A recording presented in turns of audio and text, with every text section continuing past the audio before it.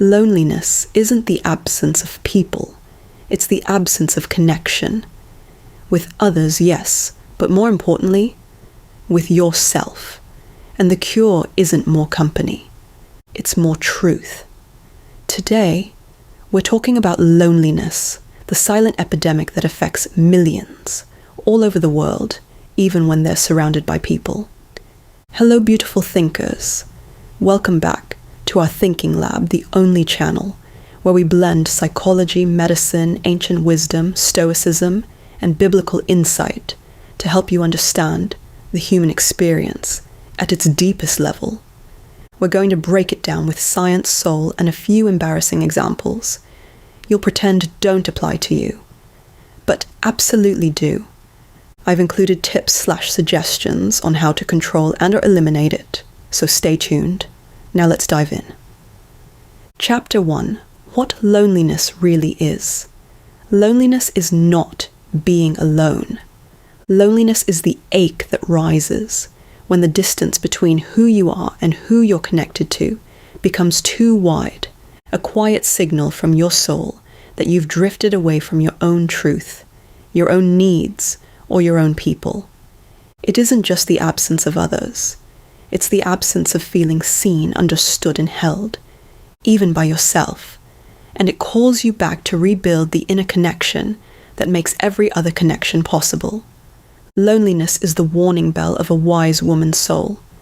The moment God lets the silence expose every person who only showed up for your presence, but never for your heart. It's the sacred discomfort that pushes you to stop begging for crumbs, rise in your worth, and return to the one who fills you so completely that the wrong people can no longer afford the cost of your peace. It's a biological alarm system. Your brain evolved to keep you connected to a tribe because isolation meant danger. So when you feel lonely, your brain sends signals such as sadness, anxiety, overthinking, craving attention, doom scrolling, texting people you should not. It's not weakness, it's wiring. Funny daily life example. You ever feel lonely and suddenly your brain goes, let's text that one person who ruined our life for closure. No, babe, that's not closure, that's cortisol. Chapter 2. The medical side. Why loneliness hurts. Loneliness increases the following: inflammation, cortisol, blood pressure, fatigue, cravings, and anxiety. It literally changes your biology. Your mitochondria, the tiny power plants in your cells, slow down. Your sleep worsens. Your immune system weakens. Loneliness is not emotional only. It's physiological. Embarrassing example. You ever get so lonely you start talking to your plants and then get offended when they don't respond? Yeah, that's inflammation talking. Chapter 3. Ancient wisdom. Loneliness as a teacher. Ancient philosophy teaches that loneliness is a mirror. The Stoics said, you carry yourself wherever you go. Meaning, if you're lonely with others, you'll be lonely alone. If you're peaceful alone, you'll be powerful with others. Biblical wisdom echoes this. Be still and know. Stillness is where identity is rebuilt. Loneliness is not punishment. It's invitation. Here's an example. You ever sit alone in your room and suddenly remember every embarrassing thing you've ever done since age 7? That's your soul saying, hey, maybe we should talk. Chapter 4. The psychology. Why modern loneliness is worse. We live in a world where people have 1,000 followers, but no one to call. Group chats are active, but hearts are empty. Everyone is busy, but no one is present. We confuse attention with connection. Loneliness today is amplified by comparison, distraction, and emotional unavailability. Funny example. You ever send a long, heartfelt message and get a thumb-ups emoji back? Instant loneliness. Instant ego death. Chapter 5. How to combat loneliness. Here are 5 simple, practical, real-life strategies that actually work. Remember, seek medical help if you need to. Number 1, rebuild your internal connection. Loneliness shrinks when you reconnect with yourself. Try the following: journaling, walking without your phone, sitting in silence, naming your emotions. Example, you ever realize you've been avoiding your own thoughts so hard you keep the TV on just to drown out your brain? Yeah, turn it off. Meet yourself again. Rebuild your internal connection. Why it works. Rebuilding your internal connection simply means this: you stop living on autopilot and start living in alignment with yourself again. It's the shift from the following: reacting to responding, suppressing to acknowledging, abandoning yourself to returning to yourself. And here's why it works so beautifully. Part 1, because your nervous system stops feeling abandoned. When you ignore your emotions, your needs, your intuition, your body, your nervous system goes into survival mode. It thinks, I'm alone in here. No one is listening. I'm not safe. But when you reconnect, even in small ways, your nervous system relaxes. You feel grounded, clear, stable, human again. Internal connection equals internal safety. Part 2, because clarity replaces chaos. When you're disconnected from yourself, everything feels confusing, such as relationships, decisions, boundaries, emotions, desires. Reconnecting gives you clarity. You suddenly know the following: what you want, what you don't want, what drains you, what nourishes you, what needs to change. Clarity is power. Disconnection is noise. Part 3, because you stop outsourcing your worth. When you're disconnected from yourself, you look for validation everywhere, such as in people, in attention, in work, in relationships, in being needed, in being chosen. But when you reconnect internally, you stop begging for crumbs. You remember, I am the source, not the seeker. Self-connection makes you magnetic because you're no longer performing for approval. Part 4, because your emotions finally move through you. When you reconnect, you stop numbing and start feeling. And here's the truth: emotions don't disappear when you avoid them. They disappear when you process them. Internal connection lets emotions complete their cycle instead of getting stuck in your body as anxiety, tension, irritability, fatigue, overthinking. Feeling is healing. Part 5, because you stop betraying yourself. Every time you say the following: say yes when you mean no. Stay silent when you want to speak. Tolerate what hurts you. Shrink to keep the peace. You disconnect from yourself. Rebuilding that connection teaches your brain, I protect myself now. I choose myself now. Remember, self-trust grows. Self-respect grows.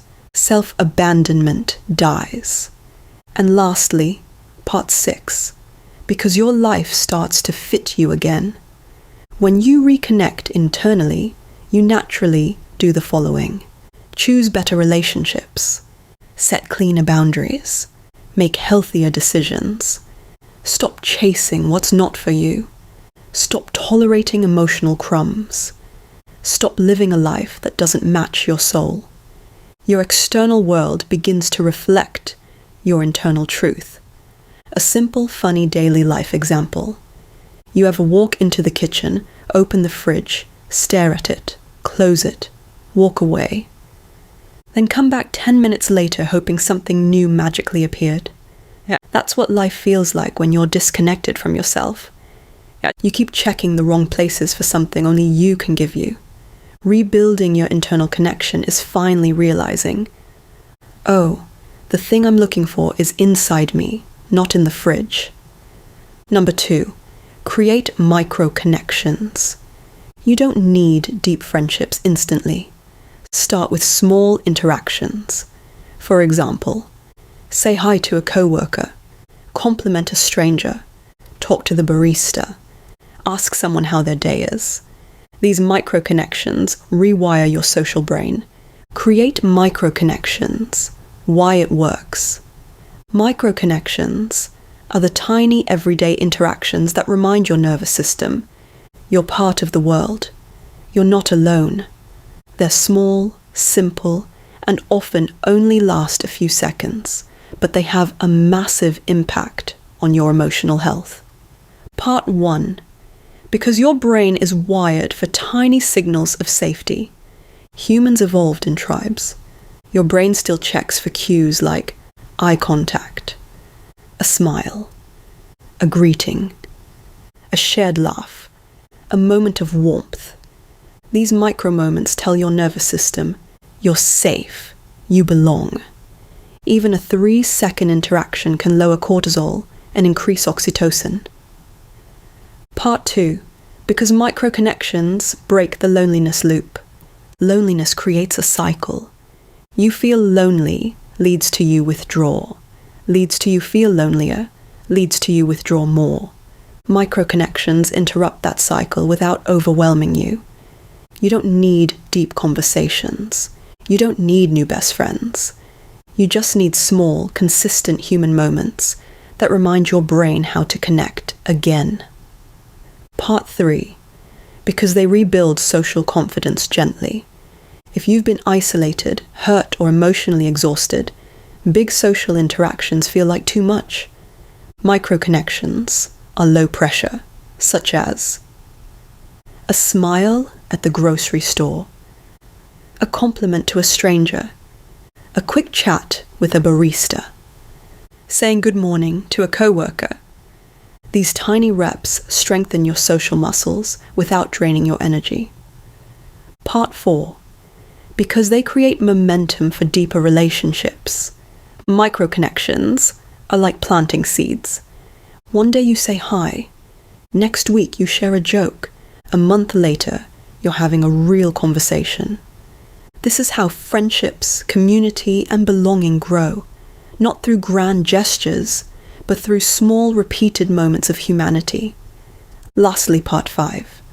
Because they shift your emotional state instantly. A single warm interaction can lift your mood, reduce anxiety, soften loneliness, increase motivation, make you feel seen. Your brain responds to connection faster than it responds to logic. A simple, practical, daily life example. You're checking out at the grocery store. Normally you'd stay quiet, look down, and rush through. But today, you try a micro-connection. You say, "Hey, I love your nails. That color is gorgeous." The cashier smiles. You smile. Your nervous system relaxes. Your mood lifts by 10%. It took 3 seconds. It cost nothing. But it reminded your brain, I'm part of the world. People are kind. I can connect. That's the power of micro-connections. A funny, relatable version. You ever talk to a barista for 12 seconds and suddenly feel like you've known them since childhood? That's oxytocin. Not friendship, but still helpful. Example. You ever talk to a cashier and suddenly feel like you've known them for 20 years? That's oxytocin, baby. Number 3. Stop chasing people who don't choose you. Loneliness gets worse when you invest in people who do the following. Breadcrumb, ghost, ignore. Only text at 11:47 p.m. Your nervous system deserves consistency. Stop chasing people who don't choose you. Why it works. Stopping the chase isn't about pride. It's about protecting your nervous system, your dignity, and your emotional energy. Here's why this shift is so life-changing. Number 1. Because your nervous system stops living in survival mode. Chasing someone who's inconsistent, vague, or emotionally unavailable puts your body in a constant state of anxiety, overthinking, hypervigilance, self-doubt, emotional hunger. Your brain is always waiting for the next text, the next breadcrumb, the next sign of interest. When you stop chasing, your nervous system finally exhales. You move from fight or flight into calm and clarity. Your body feels safe again. Number 2, because you stop confusing effort with worth, chasing teaches your brain a dangerous lie. If I try harder, they'll choose me. But relationships aren't jobs. You don't earn love through performance.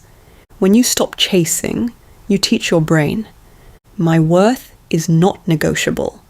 My value doesn't depend on someone else's attention. This rewires your self-esteem from the inside out. Number 3, because clarity replaces emotional chaos. Unavailable people create confusion such as mixed signals, hot and cold behavior, vague communication, last-minute plans, emotional crumbs. When you stop chasing, the confusion disappears instantly. You see the truth clearly. If someone wanted to show up, they would. Clarity is peace. Chasing is chaos. Number 4, because you make space for people who can choose you. Unavailable people take up emotional real estate. They block the doorway. When you stop chasing, you open space for these people, consistent people, emotionally mature people, people who follow through, people who match your energy, people who actually want you. You stop settling for crumbs and start attracting the whole meal. Finally, number 5, because your self-respect skyrockets. Every time you stop chasing, you reinforce the following. I choose myself. I don't beg for attention. I don't audition for love. I don't chase what runs. Self-respect is magnetic. It changes how you walk, speak, choose, and allow. People feel it, and they treat you accordingly. A simple, practical, daily life example. You text someone, want to grab dinner this week? They reply 2 days later with, maybe, I'll see. Old you. Overthinks, waits, sends another message, tries harder. New you. Reads it once, shrugs, moves on with your day. You don't chase. You don't beg. You don't perform CPR on a dead connection. And suddenly, your peace returns. A funny, relatable version. You ever chase someone so unavailable they respond to your paragraph with K? That's not a relationship. That's a hostage situation for your self-esteem. Savage example, if someone only messages you when they're bored, that's not connection. That's customer service. Number 4, build a routine that supports your mind. Part 1, it reduces mental chaos. A consistent routine gives your brain structure, which lowers decision fatigue and quiets the constant, what should I do next? Loop. Predictability creates calm. Part 2, it strengthens emotional resilience. Daily habits like rest, reflection, movement, and stillness regulate your nervous system, making you less reactive and more grounded. A supported mind handles stress instead of absorbing it. Part 3, it reinforces self-trust. When you follow a routine that nourishes you, your brain learns, I keep my promises to myself. This builds confidence, clarity, and a stronger sense of identity. Consistency becomes self-respect in action. Loneliness thrives in chaos. Loneliness shrinks in structure. Try these 5 very simple and practical routines daily and regularly. Morning sunlight, even just 5 to 10 minutes. Hydration, 8 to 10 glasses. Exercise, 15 to 30 minutes, 4 to 5 times a week. Hobbies, simple hobbies that you enjoy. Sleep hygiene, set a wind down time. Example, you ever feel lonely at 2 a.m. and suddenly decide to reorganize your entire closet? That's your brain begging for routine. Lastly, number 5, serve someone else. Helping others reduces loneliness faster than anything else. Volunteer. Help a neighbor. Check on a friend. Give without expecting. Biblical wisdom says, those who refresh others will themselves be refreshed. Example, you ever help someone move and suddenly feel like you have purpose again? That's serotonin. Here's 3 effective reasons. First, it shifts your mind out of self-focus and into purpose. Serving someone else interrupts overthinking, loneliness, and emotional spirals by giving your brain a clear, meaningful direction. Purpose stabilizes the mind in ways distraction never can. Second, it activates compassion, which regulates your nervous system. Acts of service, even small ones, release oxytocin and soften stress responses. Helping someone else calms your body, lifts your mood, and reconnects you to humanity. Compassion is medicine for the mind. And thirdly, it builds identity and self-respect through action. When you consistently show up for others, you reinforce the following. I am someone who contributes. I matter. I make a difference. This strengthens confidence, emotional resilience, and inner stability. Serving others builds the version of you that you're proud to be. Loneliness hits different when you realize it's not always about missing people. Sometimes it's about missing yourself. What's one moment in your life when loneliness taught you something you didn't expect? Share it below on the comment section so someone else feels a little less alone today. Chapter 6. The truth about eliminating loneliness. Loneliness doesn't disappear when you find people. It disappears when you find yourself. Here's 4 simple and practical habits or routines daily. They're designed to help minimize and perhaps eliminate loneliness. These are not medical advice. Seek professional help if you need to. Section 1. Stop abandoning your needs. A simple daily life example. Stop abandoning your needs. The situation. You're starving. You haven't eaten since morning. You plan to grab lunch at 1 p.m. But at 12:58, someone says, "Can you help me real quick?" And because you're responsible, kind, and allergic to disappointing people, you say yes. Suddenly it's 3 p.m. You're shaky, irritated, unfocused, and mentally yelling at everyone, even though you were the one who skipped your own lunch. That moment, right there, is abandoning your needs. The good, healthy version. Same situation, same request.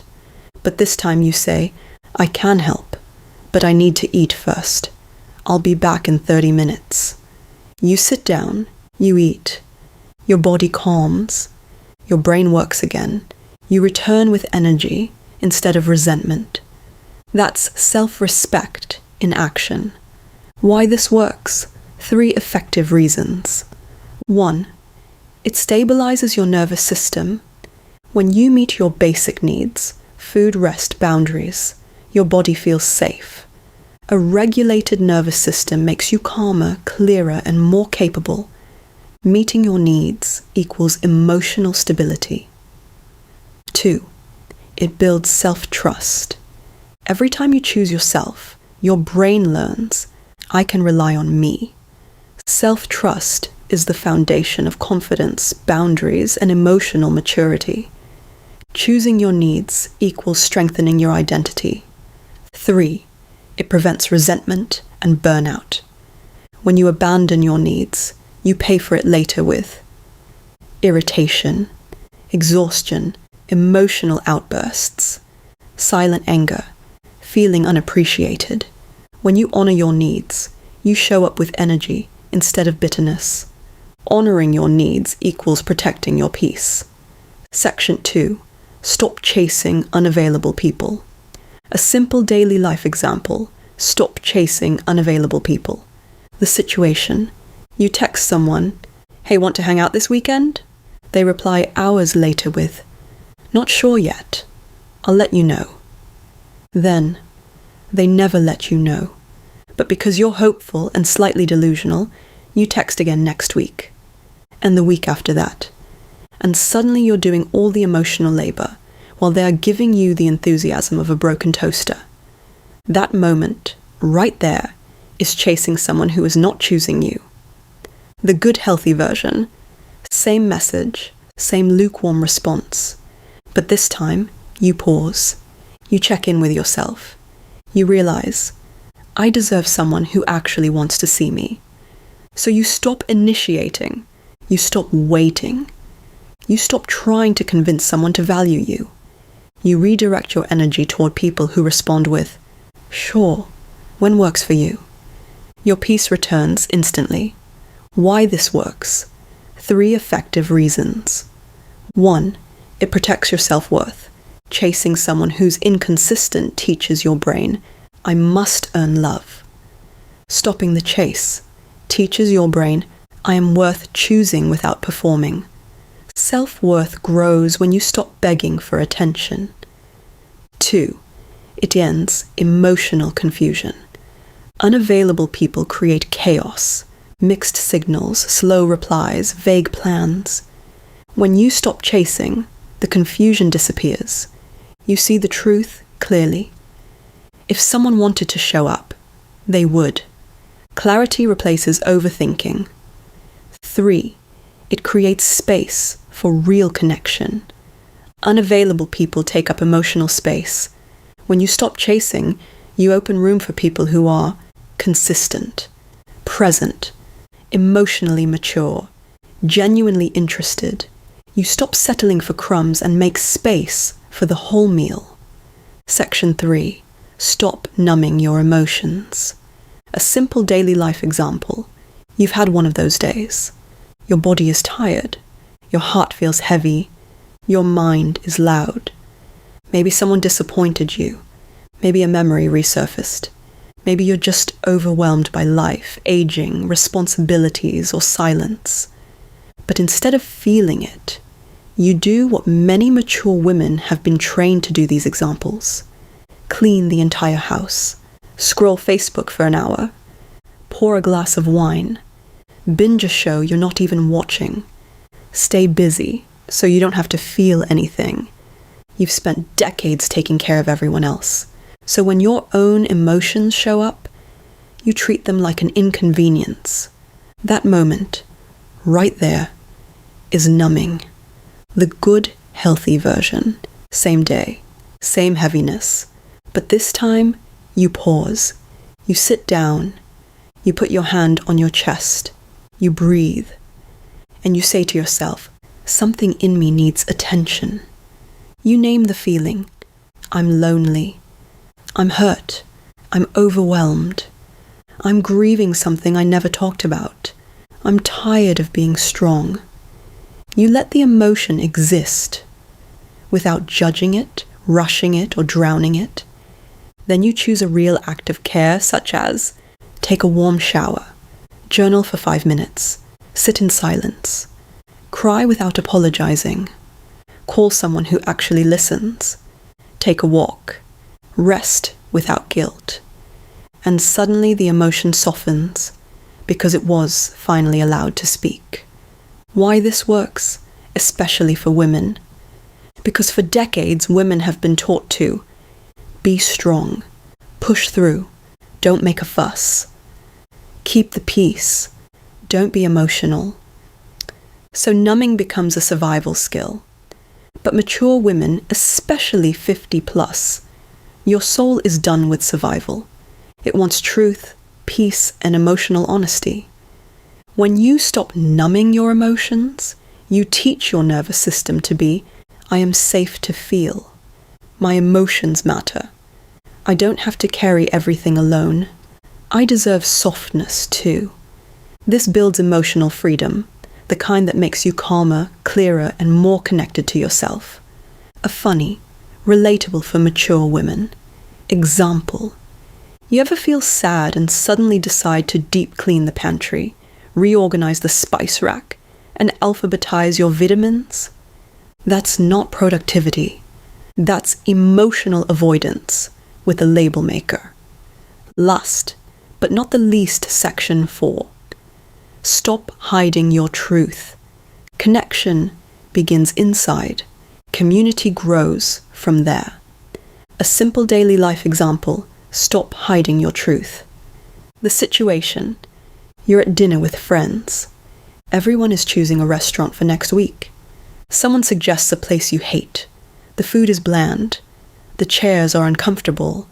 And last time you left hungrier than when you arrived. But instead of saying, "I actually don't like that place," you smile politely and say, "Sure, whatever works." Then you spend the whole next week annoyed, dreading the dinner, and mentally preparing to pretend you're enjoying a meal that tastes like sadness. That moment, right there, is hiding your truth. The good, healthy version: same situation, same restaurant suggestion, but this time you pause, you breathe, you choose honesty over people-pleasing. You say, "I'm not a fan of that place. Can we pick somewhere else?" Simple, clean, respectful, no drama, no over-explaining, no guilt. And guess what? The world doesn't end. Your friends don't faint. No one files a complaint. You just told the truth, and everyone adjusts. Why this works? Because every time you speak your truth, you teach your brain: my voice matters. My preferences are valid. I don't have to shrink to keep the peace. Honesty builds real connection. When you stop hiding your truth, you stop living a life that doesn't fit you. You become clearer, calmer, more confident, more respected, more you, and people who value you will adjust. Because truth creates healthier relationships than silence ever will. A funny, relatable version. You ever say, "I'm fine," when you're absolutely not fine, then get mad that no one magically reads your mind? Yeah, that's not intuition. That's emotional charades. And you're losing. Here are 3 effective reasons why stop hiding your truth works. Number 1, it builds self-respect. Every time you speak your truth, even in small ways, you teach your brain, my voice matters. Self-respect grows when your actions match your inner reality. Hiding your truth shrinks you. Honoring it strengthens you. Number 2, it creates cleaner relationships.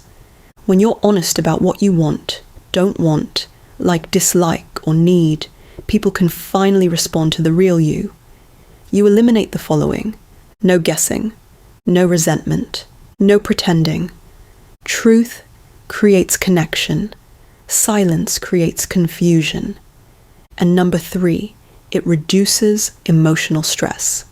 Hiding your truth forces your mind to juggle such as what you feel, what you say, what you pretend, what you hope others assume. That's emotional gymnastics. Speaking your truth removes the mental load and brings instant clarity and peace. Chapter 7. Emotional strength. Why a strong emotional state can combat loneliness. A strong emotional state doesn't mean you never feel lonely. It means you're not ruled by loneliness. When your emotions are regulated, your mind becomes clearer, your self-worth becomes steadier, and you stop interpreting solitude as rejection. Instead of spiraling into "no one wants me," you shift into "I'm okay, I'm grounded, and I can connect from a place of strength." A regulated emotional state turns loneliness from a threat into a temporary feeling, one you can navigate instead of drown in. 3. Simple, basic, practical routines to build that emotional strength. Number 1, a 5-minute morning check-in. Before touching your phone, ask yourself, how do I feel? What do I need today? What's one thing that would support me? This reconnects you to yourself before the world pulls you in 10 directions. Self-connection is the antidote to emotional spiraling. Number 2, a daily 10-minute movement break. Walk, stretch, breathe, or step outside.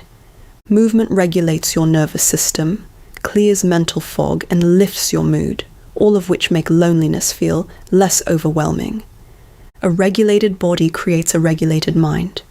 And number 3, one micro-connection a day. Say hello to a neighbor, compliment a stranger, chat with a barista, or send a kind message. Tiny interactions remind your brain, you're part of the world, you belong. Small connections build emotional resilience faster than isolation ever will. Just a reminder, for the first-time viewers, you can check our previous video where we covered emotional strength. We've reached our closing. If this episode resonated with you, don't forget to hit the subscribe button, like and share this to a friend or family who needs to. Overcome loneliness. Loneliness isn't a life sentence. It's a signal calling you back to yourself, reminding you that connection begins on the inside, long before it shows up on the outside. When you answer that call with honesty, courage, and small daily acts of self-return, you don't just end loneliness. You rise into a life where you finally feel seen, chosen, and at home within your own soul. Loneliness loses its power the moment you remember what Scripture has always whispered. You are never forsaken, and the God who formed you walks with you even in the quiet places where no one else can see. When you turn toward Him and toward the truth of your own worth, He transforms your solitude into strength, restoring the kind of inner companionship that no human absence can take away. May you be reminded that you are far stronger than you think, because every challenge you've survived has already proven it. You just haven't given yourself credit for the battles you fought in silence. Strength isn't loud or dramatic.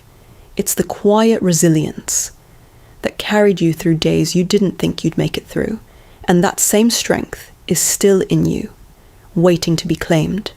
Remember, there is always someone out there you can turn to, a family, a friend who is willing to listen. Sometimes they are just a phone call away. Thank you for stopping by at our Thinking Lab, where we just don't glow from the inside and out, but we grow beautifully. Until next time, stay grounded, stay healthy, stay powerful, stay beautiful.